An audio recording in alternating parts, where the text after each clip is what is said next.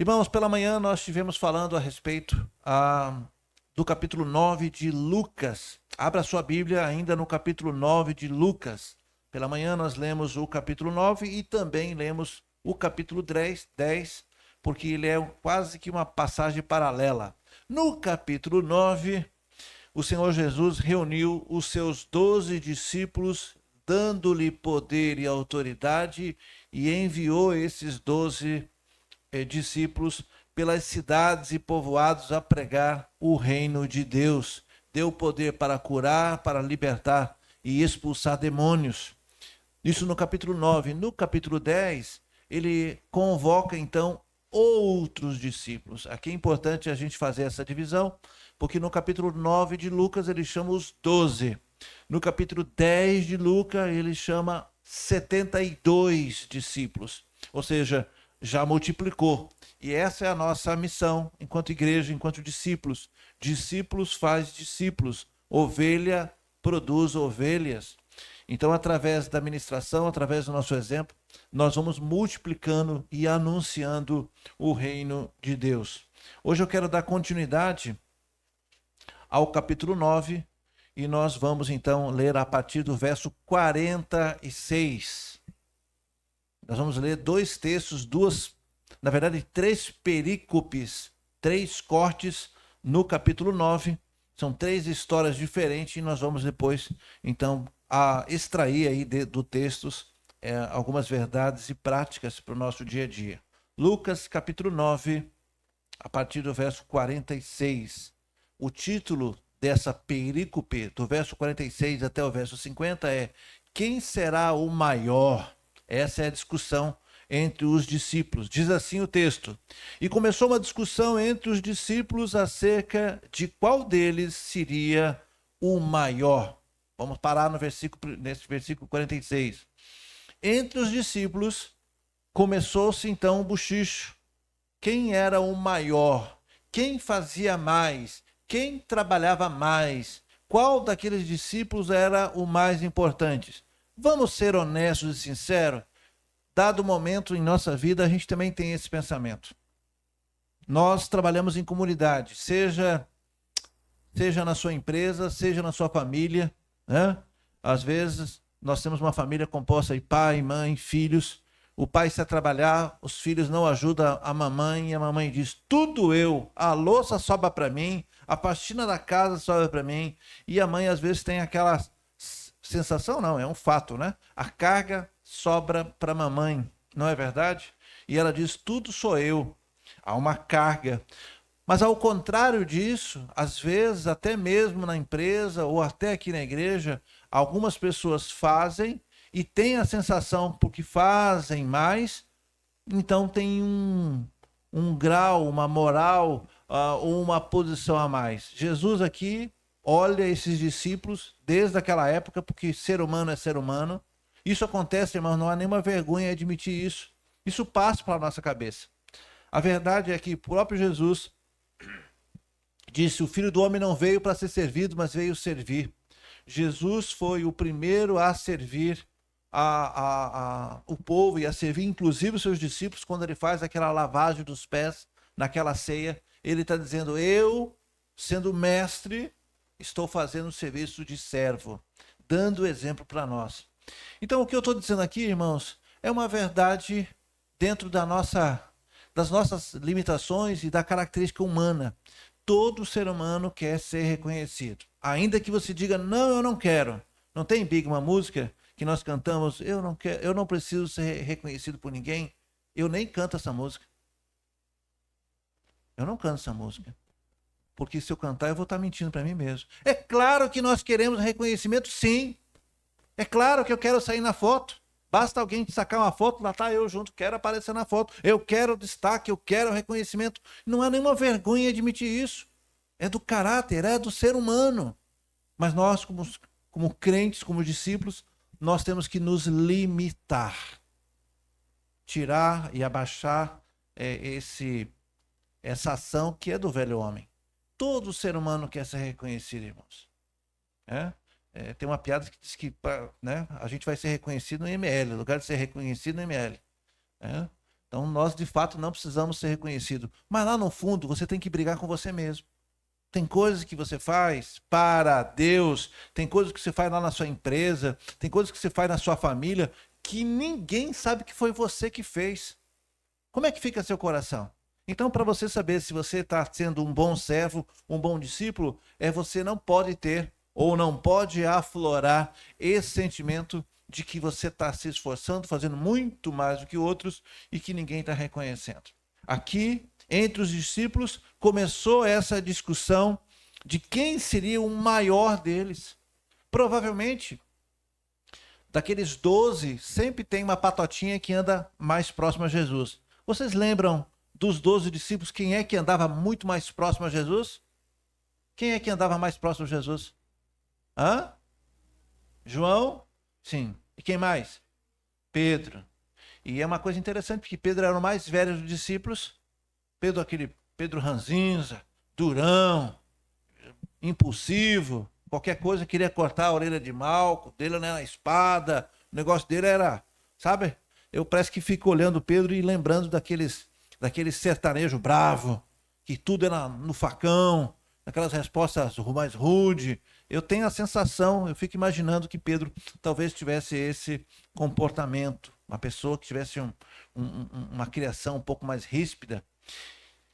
E ao contrário dele nós temos João, o menino João, o mais jovem dos discípulos. Ninguém consegue chegar a uma conclusão de quantos anos tinha João, mas era muito jovem. A Bíblia diz que ele era aquele, e ele mesmo diz isso, aquele a quem Jesus amava, e ele se reclinava a ponto de encostar a cabeça no peito de Jesus. Então isso não era uma atitude de um homem mais maduro, era um meninão. Então João, quando começou a andar com Jesus, assim, e é claro, irmãos, que tanto na empresa, até mesmo na família, os pais dizem assim, olha, eu gosto dos meus filhos, dos meus 5 filhos iguais. Sempre tem um filho que é mais chegado, não é verdade? Sempre tem. Sempre tem um que dá mais problema, sempre tem um que é mais querido, sempre tem um que puxa mais a mãe, e a mãe só chega mais a ele. Sempre, é sempre assim. Com Jesus não era diferente. Na igreja não é diferente. Sempre tem aqueles que andam mais com uma liderança aqui, uma liderança ali. E aqueles que andam mais próximo ao pastor, não pode cair na cilada, achar que tem mais moral que o pastor. Tudo é ovelha.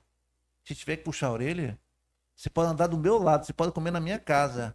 Você pode ser o meu melhor amigo. Vai levar o puxão da orelha de igual modo. Vai arder do mesmo jeito. Porque senão eu não seria pastor. Senão eu estaria falhando. Mas acaba tendo uma afinidade. Eu não quero que isso se torne de maneira alguma panelinhas, grupinhos. Isso não pode acontecer. Mas Jesus aqui fez o papel de bom pastor. Ele puxou a orelha e disse, por que vocês estão aí? Quem sabe querendo saber quem é maior. Olha o que Jesus fez. Jesus, conhecendo seus pensamentos, tomou uma criança e a colocou de pé do seu lado e então disse-lhe, verso 48, quem recebe essa criança em meu nome está me recebendo. E quem me recebe está recebendo aquele que me enviou. Pois aquele que entre vocês for o menor será o maior. Vocês entenderam essa parábola? Quando nós estamos falando do reino, o menor é o maior. Eles queriam saber quem era o maior, quem andava com Jesus, quem era o principal. No reino de Deus é diferente. Quando perguntaram a respeito de João Batista, tem uma passagem que Jesus disse, o que vocês foram ver no deserto? João Batista, que andava com barbão e andava com pelo de camelo e que comia mel silvestre e se alimentava de gafanhotos. Quem era João Batista? E Jesus diz, João Batista, ele era o maior nascido de mulher. Então, Jesus sempre trabalha com essa questão de que nós devemos ser o menor para que lá sejamos o maior. O que fez ele, o próprio Jesus? Ele se diminuiu. Ele foi humilde e ele se desfez do seu poder e glória. Falei hoje de manhã isso. Ele se desfez do seu poder. Ele se humilhou a ponto de habitar num corpo humano. Como que um Deus, irmãos, que fez o céu e a terra, o infinito das estrelas, um Deus tão poderoso, ele se limitou limitou a entrar num corpo como o nosso, nascer num corpo como o nosso, tão frágil. Levou bofetada, apanhou, ele se limitou, ele se humilhou, ele mostrou que nós devemos ser servos uns dos outros, dando honra uns aos outros. Nós que somos fortes, devemos suportar a fraqueza dos fracos. Então, Jesus, o tempo todo, essa é a instrução deles. E ele então traz aquela criança, ele está dizendo: vocês têm que ser humilde, vocês têm que ser inocente, a forma de pensar de vocês tem que ser como essa criança. Verso 46, parece que João aqui vai fazer uma pergunta para ele, completamente desconecta disso que Jesus está dizendo. Jesus percebeu que entre eles havia uma discussão de quem era o maior, de quem servia mais, de quem era mais importante, e Jesus pega esse menino e faz uma comparação. E João, no verso 49, olha o que ele diz: mestre, vimos um homem expulsando demônios em teu nome, e nós procuramos impedi-los, porque ele não é um dos nossos. Está vendo que a conversa parece que não bate? Jesus estava falando e estava tentando ensinar eles que o menor tem que ser, o menor aqui é o maior lá. E João entra, parece que na contramão, e diz: Senhor, nós vimos um homem hoje expulsando demônios no seu nome, e nós não deixamos. Afinal de contas, ele não é um dos nossos aqui. E olha a resposta de Jesus, no verso 50. Não o impeçam, disse Jesus, pois quem não é contra vocês é a favor de vocês. Parece que os discípulos estavam confusos com a sua posição, quem eles eram, como eles deviam agir. Lembra muita gente, né? A gente serve o Senhor, mas às vezes a gente fica meio confuso. É só os batistas que são um povo correto? É só o povo batista que é salvo? Não, quem disse isso? Todos aqueles que obedecem a Jesus, todos aqueles que se colocam à disposição da obra e obedecem à palavra do Senhor, são discípulos. Isso aqui serve, irmãos, para nós baixar o nosso ímpeto, o nosso nariz empinado. Sim, nós fazemos missão, nós amamos a palavra de Deus, mas há tantos irmãos que fazem isso. O que Jesus está dizendo é que nós não somos melhores do que os assembleanos, do que os presbiterianos, do que o Brasil para Cristo e tantas outras denominações. Nós somos um povo que nos denominamos e temos uma forma de agir. Isso serve para a gente baixar a nossa bola. Então vamos fazer missões do nosso jeito, é verdade. Tem algo que eu vou fazer, que eu vou falar aqui, que eu tenho certeza que meus irmãos, os meus amigos pastores vão puxar minha orelha depois. Especialmente a convenção. Eu já disse isso uma vez e estou disposto, inclusive, a receber a repreenda. Mas vou dizer porque é o meu ponto de vista e eu vou defender aqui o princípio da liberdade de expressão. Quando nós, os batistas, olhamos para o mapa da Bahia, quando nós olhamos os 417 municípios, nós colocamos alguns alfinetes nas cidades aonde não foram alcançados. Não é isso? Quem disse que não foi alcançado? A Assembleia de Deus não conta. Então, para nós batistas, claro, isso faz parte de missões, eu tenho que colocar o alfinete na cidade que já tem o trabalho batista. Ó, aqui já tem batista, aqui tem batista, mas aqui não tem. Vamos fazer um trabalho batista. É importante fazer isso? É. Irmãos, eu estou sendo muito honesto na minha fala aqui. Repito, eu estou correndo o risco aqui de sofrer uma repreenda, inclusive dos batistas que me ouvem nesse momento. Mas, irmãos, o que a palavra está ensinando para a gente aqui? Vamos trabalhar, vamos pregar a palavra de Deus. Um bom exemplo disso é a madrugada com Deus. A madrugada com Deus é um excelente exemplo disso. Lá nós temos várias denominações levando sopa, levando roupa, levando manta, indo para todos os becos e vielas dessa Salvador, indo para lugares. Eu já disse para vocês que eu tenho medo de ir durante o dia, mas nós nos reunimos. Eu acho que nós, irmãos, como discípulos de Jesus, devemos ter essa experiência. Quem é maior? Qual é a maior denominação? Qual é a denominação? Não, esqueça isso, nós somos todos filhos de Deus, obedientes à palavra. Então nós devemos baixar a nossa bola. Sério. Vamos nos preocupar então em obedecer à palavra do Senhor. Ninguém é maior. Nenhuma denominação é maior que a outra. Se obedece à palavra do Senhor, ó, a palavra. Não estou falando aqui de meninice, não estou falando aqui de coisas, né? Estou falando de palavra. Há muitas denominações sérias, há muitas comunidades cristãs sérias. E nós devemos, então, como batistas, apoiá-las também, orar por elas. No dia 4 vai ser o maior exemplo. Lá nós estamos recebendo, irmãos, pessoas da Assembleia de Deus, pessoas de outras igrejas pentecostais, estão indo congregar conosco lá.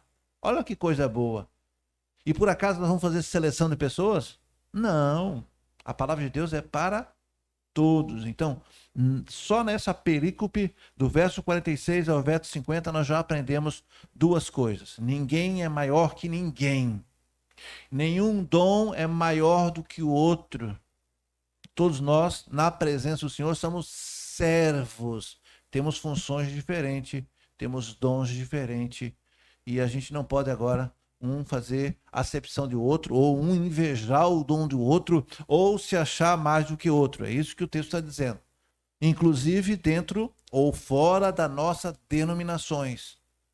Quem trabalha para Cristo é a favor do Evangelho, ainda que não seja batista. Nós compreendemos isso?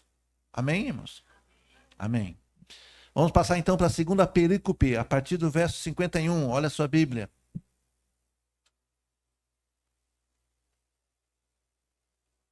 Aproximando-se o tempo em que seria levado aos céus, Jesus partiu resolutamente em direção a Jerusalém. E aqui eu já expliquei esse texto há alguns meses, ou quem sabe um ano atrás. Eu vou novamente explicar o verso 51. Aproximou-se o tempo em que Jesus, então, iria para Jerusalém, e dali ele seria condenado, crucificado, e depois ele subiria aos céus. Então o texto está dizendo que aproximou-se o tempo, não os dias, mas já se aproximou o tempo em que ele deveria, então, agora sair da Galileia e agora se dirigir para Jerusalém. Acontece que para sair da Galileia, extremo norte, e Jerusalém está onde?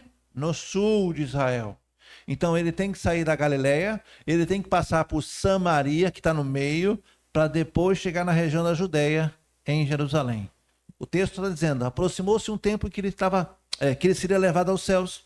Jesus partiu resolutamente. O que significa essa palavra resolutamente? Sem pestanejar, sem vacilar, sem pensar duas vezes. Ora, qualquer um, sabendo que lá encontraria a morte, você correria daquela cidade. Mas o texto diz que Jesus partiu resolutamente, sem vacilar, marchou para a morte, para o sofrimento, em favor de nós. Aqui nós vemos a firmeza de Jesus em cumprir a sua missão. Só no verso 51 nós temos mais um aprendizado. Nós estamos marchando, nós estamos fazendo de maneira resoluta a nossa missão, ou estamos fazendo de arrasto, na obrigação, no sacrifício, quando sobra tempo? Consulte o seu coração. E o texto diz, resolutamente em direção a Jerusalém. Verso 52. E enviou mensageiros à sua frente. Indo, esses entraram num povoado chamado Samaria, ou no povoado samaritano, para ali fazer então os preparativos. Verso 53, mas o povo dali não o recebeu, porque se notava que ele se dirigia para Jerusalém. Vamos entender o que acontece aqui. Jesus então estava indo para Jerusalém, repito, saindo da Galileia, ele tinha que passar então Samaria para depois alcançar Jerusalém. Jesus manda seus discípulos à frente. Acontece que quando os seus discípulos estavam entrando na região de Samaria, falando com os samaritanos, preparando o lugar, o povo diz, mas esse Jesus, ele vai para os judeus, ele vai para Jerusalém, ele não vai ficar com a gente? Então aqui é só uma passagem? E não fizeram nenhuma questão, não o receberam. Não, se você não vai ficar aqui, a gente também não quer, sim. Um povo duro de coração, né? Não o recebeu, porque eles notavam então que ele se dirigia para Jerusalém. Verso 54. Ao verem isso, os discípulos Tiago e João, também conhecidos como filhos do trovão, perguntaram, Senhor, queres que façamos cair fogo do céu para destruí-los? Os discípulos se doeram com isso. Os discípulos falaram, não, não é possível. Eles não sabem quem é que estão recebendo aqui. O senhor quer que a gente faça cair? Que nem Elias fez. Eles estão lembrando lá do segundo livro de Reis, lá no capítulo 1, do verso 9 a 16, aonde Elias fez cair fogo do céu para consumir os adoradores de Baal. Então eles entenderam, bom, já que não querem receber o Senhor, então vamos queimar esse povo. Esse povo realmente não vale nada. Lembra-se que os judeus não se davam com os samaritanos. Às vezes nós fazemos assim também. Não quer o evangelho? Não quer ser batista? Não quer vir para Nibes? Tem muita igreja fazendo isso. Tem igreja que quando o membro sai, não fala mais com o membro. Corta, não fala mais não. E ainda usa aquela frase, né, aquele texto bíblico que diz, eram dos nossos, ou não eram dos nossos, porque se fosse, não teria saído. Ô, irmãos, a pessoa sai da igreja, ou ela entra numa igreja porque ela se sente bem, ou porque ela não se sente bem. Qual é a dificuldade disso? A gente nasceu numa família, a gente não pode sair daquela família, nós fazemos parte. Minha mãe é minha mãe, não posso negar isso. E nem ela pode negar eu como filho. Mas a família de Deus, eu sirvo a Deus nessa unidade, nessa agência. É como um soldado que pode servir as Forças Armadas e ele pode ser hora de infantaria, hora de artilharia, hora de comunicações, na enfermaria, ele pode ser material bélico, ele pode ser da mecânica, ele pode ser, enfim, ele está servindo ao um único exército. Nós servimos ao Senhor, mas tem muita igreja fazendo essa acepção, fazendo basicamente esse corte, né? A pessoa não pode sair da igreja. Tiago e João aqui, então, se doeram porque não recebeu Jesus e eles fazem essa proposta. Então nós temos que tomar cuidado, irmãos. Nós, crentes, temos que primeiro entender, eu não sou melhor que ninguém. Lembra? Na primeira perícope que nós aprendemos, não há ninguém melhor que ninguém. Temos dons e funções diferentes. Aliás, eu quero dizer que os seus dons muito me interessam. O que você sabe fazer, o que Deus deu para você de presente como dom, muito me interessa, porque eu não sei fazer do jeito que você faz. Logo eu preciso de você, meu irmão, minha irmã, e você precisa de mim. Eu preciso de vocês. E vocês precisam de mim. É assim que Deus fez, através do Espírito Santo, distribuindo os dons conforme lhe parecia bem. Imagine se uma pessoa aqui tivesse todos os dons, soubesse tudo. Não ia empinar o nariz, não ia dizer eu sei tudo. Nós dependemos uns dos outros. Aqui os discípulos, então, se doeram e disseram não. Como é que não vai receber Jesus? Assim somos nós. Esses dias eu preguei aqui a respeito da conversão. Quando nós pregamos o evangelho, né, as pessoas às vezes têm a obrigação, querem colocar o evangelho goela abaixo. Tem que se converter. Eu até brinquei, né? Claudinha fez um corte com essa palavra tem, né? Nós não temos que empurrar o evangelho goela abaixo de ninguém, não. A gente apresenta o evangelho. Aqui os samaritanos se chatearam porque Jesus não ficaria ali. E olha o que Jesus respondeu. Olha a resposta de Jesus no verso 55. Mas Jesus, voltando-se, os repreendeu, dizendo: vocês não sabem de que espécie de espírito são vocês? Vocês estão pensando o quê? Que eu estou dando poder para vocês, autoridade para vocês, para machucar as pessoas? Ah? Lembra que lá em Atos ele disse: todo poder me foi dado e vocês vão receber poder quando receberem o Espírito Santo. E agora vocês querem usar o Espírito Santo para machucar as pessoas, para ameaçar pessoas? Não, irmãos. O Evangelho é uma boa novidade. Nós expomos o Evangelho, o Espírito Santo que convence o homem do pecado, da justiça e do juízo, é ele que vai agir. Se essa pessoa não quiser receber Jesus, nós continuamos amando e continuamos pregando. E vamos em frente. É assim que Jesus ensinou lá no capítulo 9 e também no capítulo 10 de Lucas. Se não te receberem, sacuda o pé, tira a poeira e diga: eu avisei, o reino de Deus está próximo. E continue evangelizando. Não é para machucar pessoas. Você não ganhou dom e talento. Você não ganhou autoridade para machucar ninguém. Você não tem essa autoridade de sobrepor sobre outras pessoas. ou seja, de crescer sobre as pessoas. Ninguém tem. Nenhum crente tem. Nenhum pastor, nenhum líder tem. Lembre-se, eu dependo de vocês. Você quer saber? Jesus dependeu de pessoas. Jesus, quando estava carregando aquela cruz pesada, veio a Jerusalém um homem chamado Simão Cirineu. E os soldados romanos obrigaram aquele homem a carregar a cruz. Jesus não estava mais suportando, era muito pesado, ele estava sangrando muito. E aquele homem ajudou Jesus a carregar a cruz.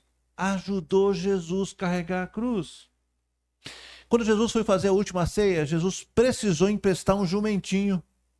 Jesus precisou emprestar, ele, dono dos céus e a terra, precisou emprestar um jumentinho. Depois, quando ele morreu na cruz, ele precisou que José, da cidade de Arimateia, fosse então intermediar com o governador Pilatos para liberar o corpo. E ele precisou até um túmulo emprestado. Se Jesus precisou das pessoas, por que tanto orgulho? Nós precisamos uns dos outros. E o talento que eu tenho, o dom que eu tenho, é para abençoar a sua vida. Amém? Muito bem. Seguindo um pouco mais, Jesus então repreende eles. E aí Jesus vai dizer: pois o Filho do Homem não veio para destruir a vida dos homens, mas para salvá-los. E foram para outro povoado. Terceira e última perícope. Aprendemos na primeira perícope que nós devemos ser o quê? Humildes. Humildes. Na segunda nós aprendemos que nosso dom e talento não é para machucar ninguém. A terceira, vamos ver o que Jesus disse aqui. Verso 57. Enquanto andavam pelo caminho, um homem lhe disse: eu lhe seguirei por onde quer que fostes. Aqui alguém abordando Jesus. Eu acho que alguém vendo Jesus, um homem que era extremamente conhecido em fazer milagres, em multiplicar pães e peixes, e aqueles 12 homens seguindo, e uma multidão seguindo, alguém achou aquilo bonito e disse: eu também quero. Mestre, eu quero servir, eu quero andar com o Senhor. Às vezes as pessoas olham nós, os crentes, e querem andar com a gente, porque acha bonito. Quem sabe nossos louvores, quem sabe nosso costume, quem sabe a nossa moral, a nossa ética, as nossas vestimentas, as nossas reuniões, as nossas festas, os cursos, as ações sociais que nós fazemos. Quem sabe as pessoas olham e dizem: poxa, é legal. Mas seguir Jesus não é apenas um ato social, não é um status social. Eu não vou fazer parte, vamos dizer assim, do povo de Deus só porque eu acho legal. A razão tem que ser outra. Esse homem, então, olhando para aquela turma e disse: olha, eu quero ir para onde o Senhor for. 58, Jesus responde: as raposas têm suas tocas e as aves do céu têm seus ninhos, mas o Filho do Homem não tem onde repousar a cabeça. Em outras palavras, Jesus está dizendo: você quer andar atrás de mim por quê? Por causa da fama? Você quer ter quer ser rotulado como um santinho? Antigamente, isso vai de fase em fase. Antigamente, ser crente era coisa, era estranho. Olha lá o crente. Depois virou moda ser crente. Aí uma porção de cantores, personalidades, agora é crente. Pega jogadoras aí que ficam bebendo, aprontando horrores, é evangélico. Para nossa vergonha, porque isso é status. De tempos em tempos isso aparece, né? Gente querendo aparecer, querendo ganhar público, porque sabe que no Brasil um número de evangélicos é cada vez mais crescente, e se eu me coloco como evangélico, eu vou ganhar mais voto, eu vou ganhar mais, vou vender mais disco, enfim. Então esse homem chega para Jesus e diz: eu também quero ir.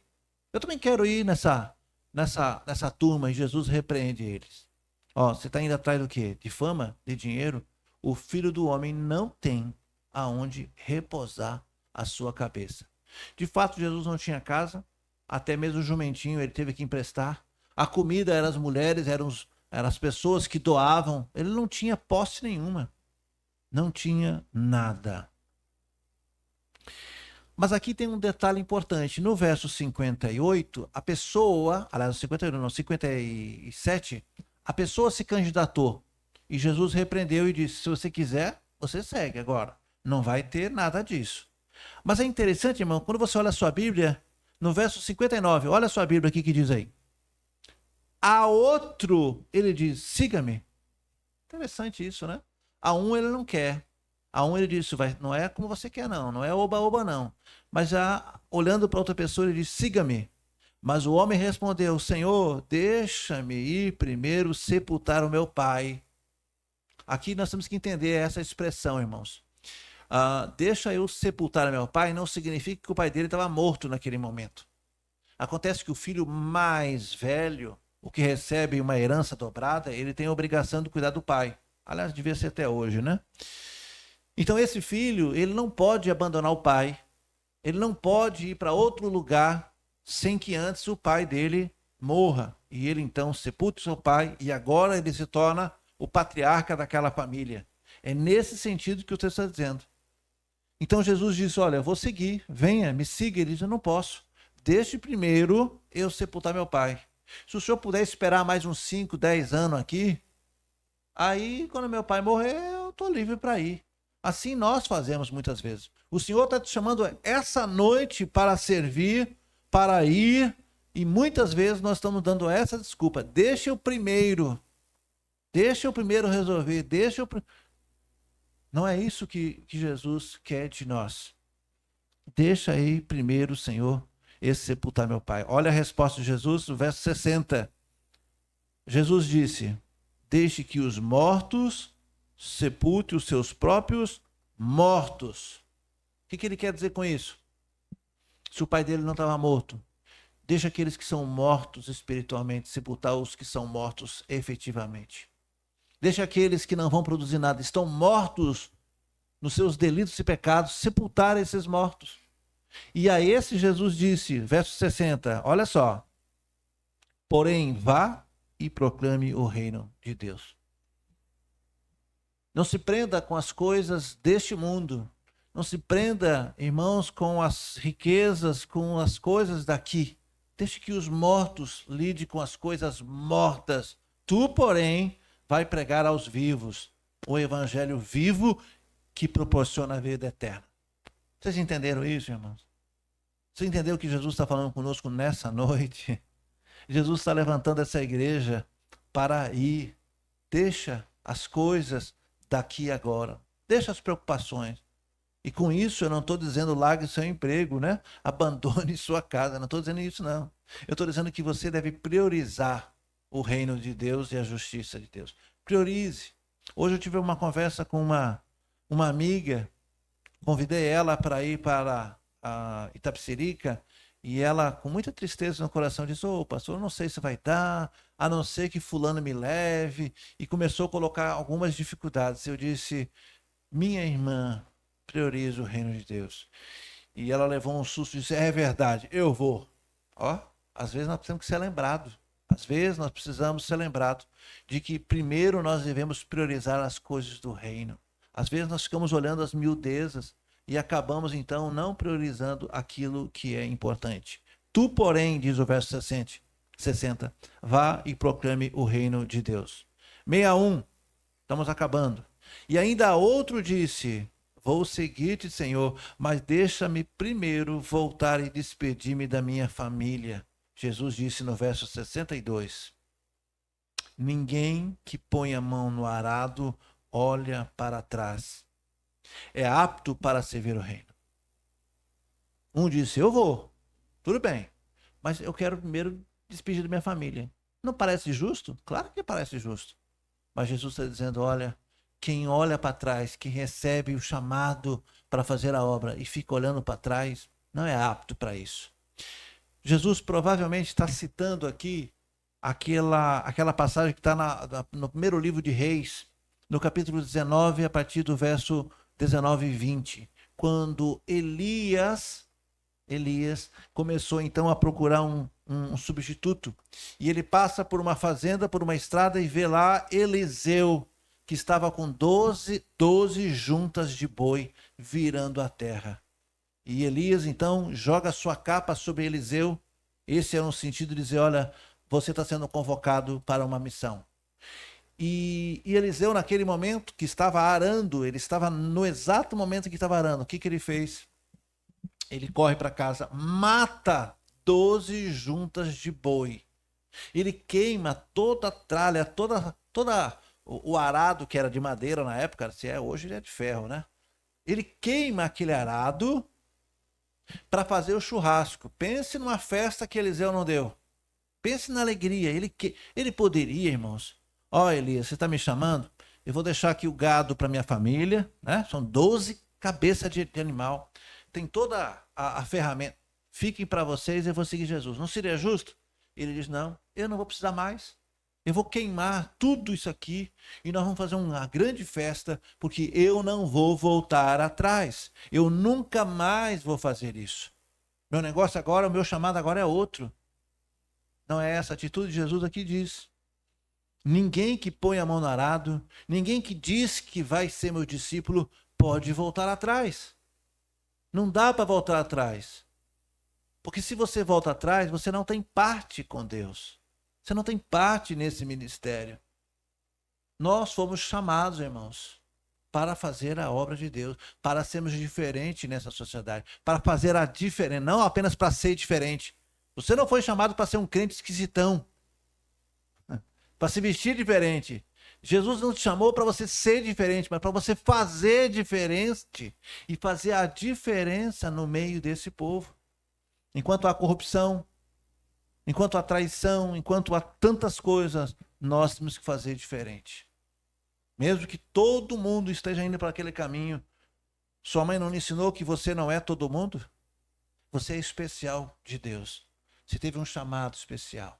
Então, o que Jesus disse para aquele discípulo, você quer me seguir, mas primeiro você vai cuidar da sua família? Ele não está dizendo que não vai cuidar da sua família, ele está dizendo é a prioridade.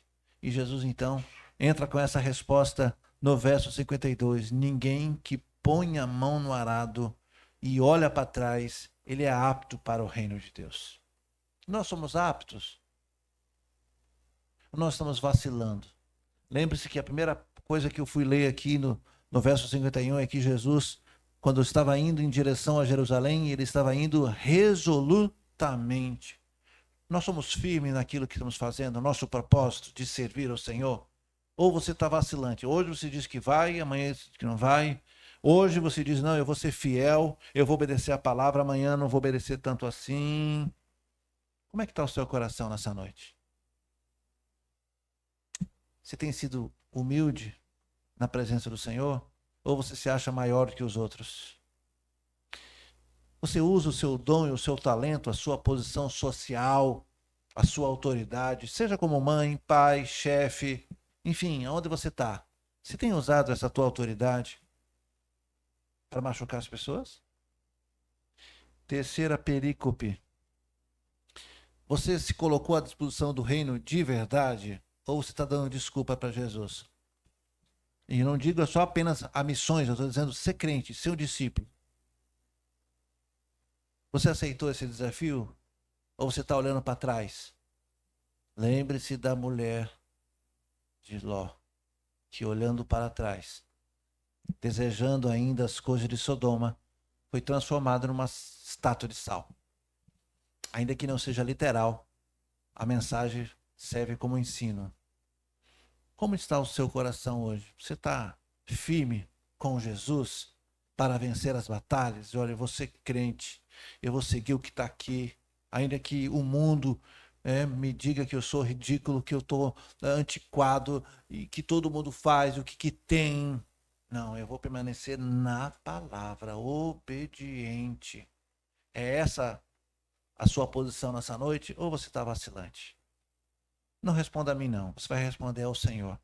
Vamos abaixar nossas cabeças e você vai falar com Deus, o Deus da obra.